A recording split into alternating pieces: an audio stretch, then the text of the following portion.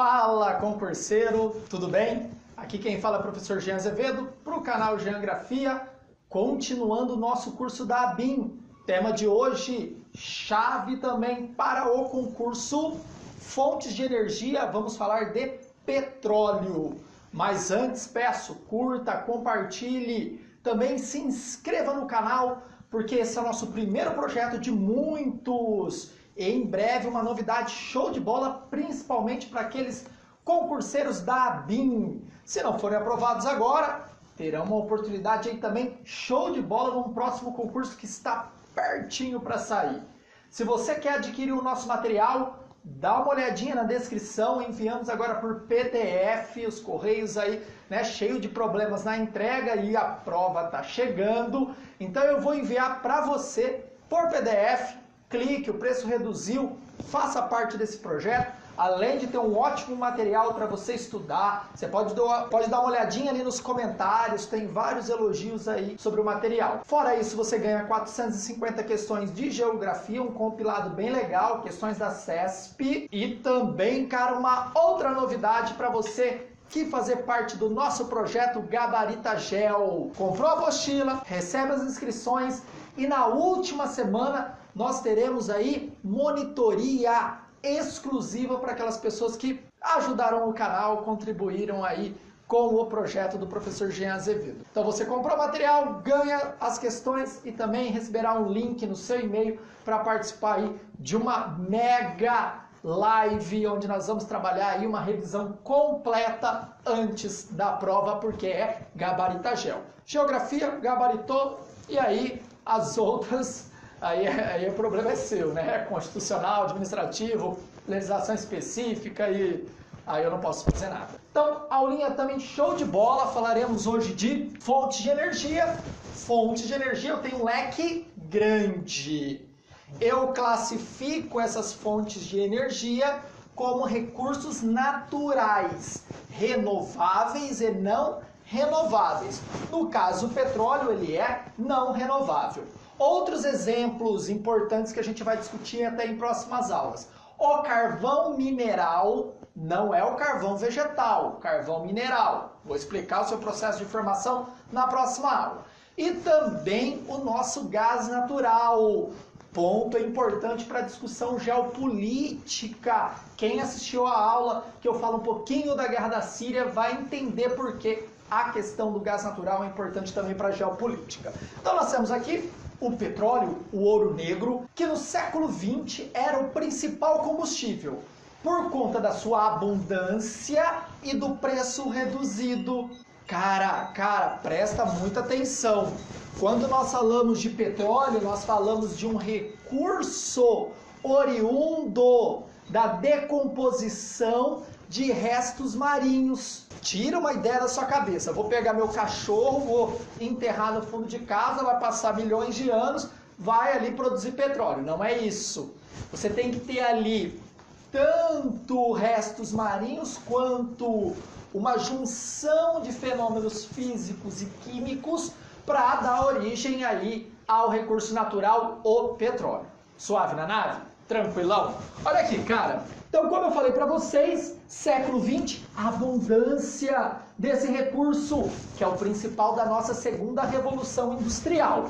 Então, nós temos aqui o meio técnico científico ganhando força aí no início do século XX, que é a indústria. E a indústria movida à queima do petróleo.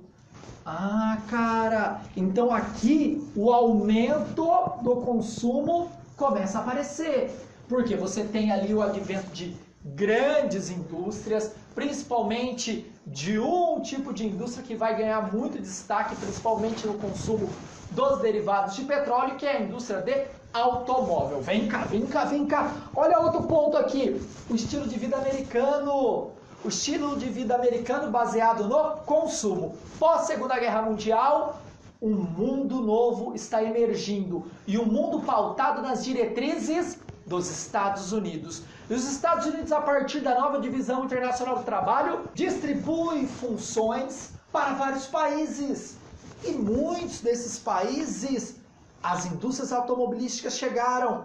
o projeto de cidade pautada no automóvel começa a se estabelecer. São Paulo, por exemplo, é uma cópia errada de Chicago. Então, fundos de vale se transformam em avenidas, rasga o país com as BRs. Isso já na década de 50, 60, 70, o consumo do petróleo aumenta. Outro fator, crescimento populacional, principalmente na Ásia. Nós tivemos aí um boom, né, o baby boom, principalmente por conta do fim da Segunda Guerra Mundial. Suave? Olha os fatores que levam ao consumo do petróleo. Fora a industrialização, cara, segunda metade do século 20, 1950, também por conta da nova divisão internacional do trabalho, os países passam a receber funções. Vamos pegar o exemplo do Brasil, a nossa industrialização tardia, pautada nas multinacionais, começa a se estabelecer, então o consumo do petróleo também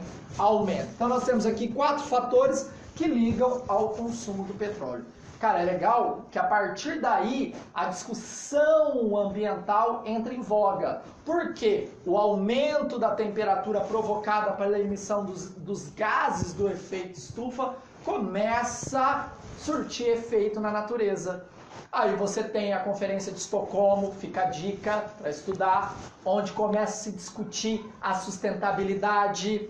Aí você tem o relatório de Brundtland, que também vai começar a discutir o desenvolvimento sustentável, que só vai ser colocado em prática mesmo nas políticas neoliberais, lá em 1992, aqui no Rio de Janeiro, Eco 92.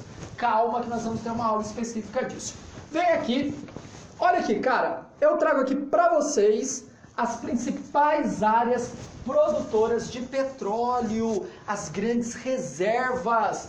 Eu tenho no Oriente Médio 60% da produção mundial. Depois eu tenho também aqui, cara, no Golfo do México.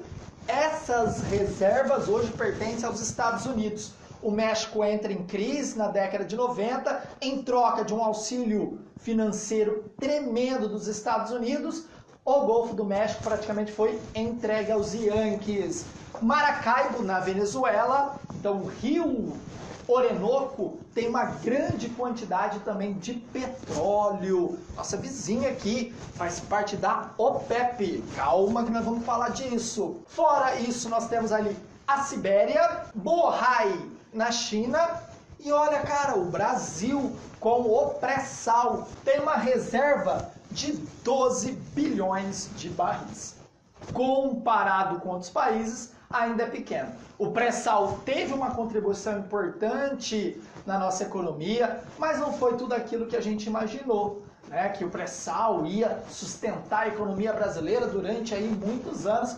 Percebeu que a quantidade de petróleo não era aquela inicialmente mensurada pelos especialistas da Petrobras, e também por conta de ser muito profundo esse petróleo, encarece o valor, e aí o Brasil, né, loteou as áreas de extração do pré-sal. Cara, foi pro ralo, fora a corrupção da Petrobras, aí não precisa nem entrar nesses assuntos. Olha aqui, carinha, os grandes produtores: Arábia Saudita, Estados Unidos, Irã, China e Rússia.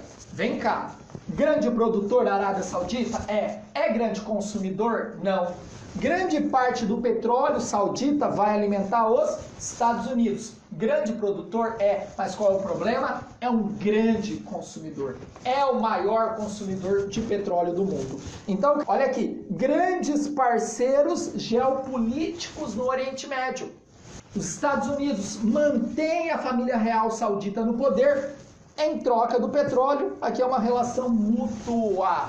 Lembro vocês que os principais aliados dos Estados Unidos no Oriente Médio são Israel e Arábia Saudita. Israel financia os bancos americanos e a Arábia Saudita financia também a indústria Yankee com petróleo. Irã, grande produtor, mas aí já tem uma confusãozinha com os Estados Unidos, tá? Tem uma confusão, tem uma rusga ali. O Irã tem aquele projeto de criar um cinturão xiita em volta da Arábia Saudita e de Israel.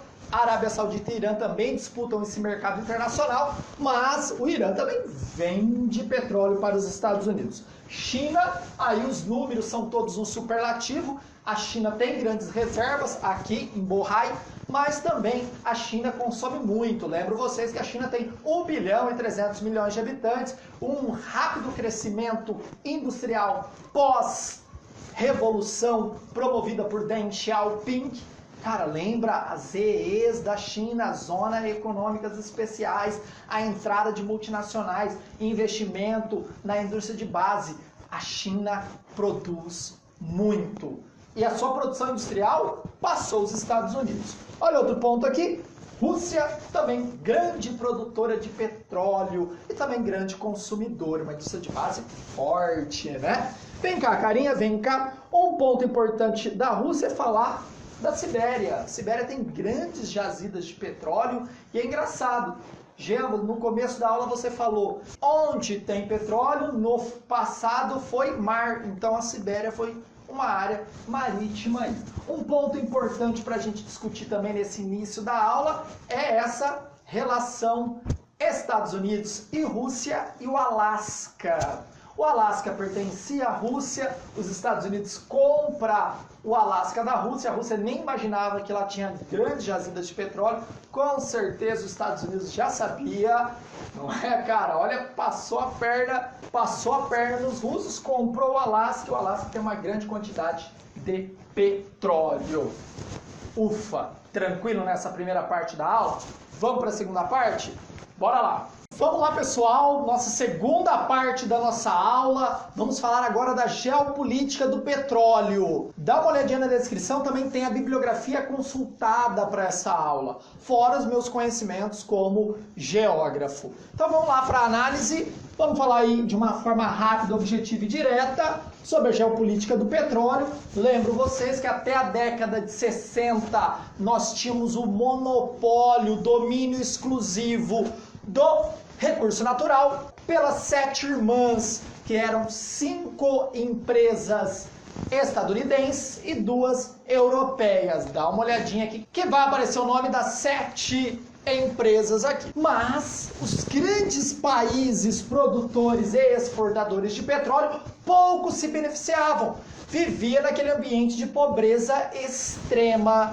Até quem tinha o poder não detinha toda a riqueza da produção de petróleo. Aí eles se organizaram na Organização dos Produtores e Exportadores de Petróleo, a OPEP. Dá uma olhadinha aqui, tá? Já vou até dar um print, ó. Arábia Saudita, Irã, Iraque, Kuwait, Emirados Árabes, Catar, Nigéria, Líbia, Argélia, Angola, Venezuela e Equador. Esses países se juntaram a fim de ter o controle do preço do petróleo. A partir daí, eles estabeleceram cotas de produção. Não é que todo mundo tinha que produzir.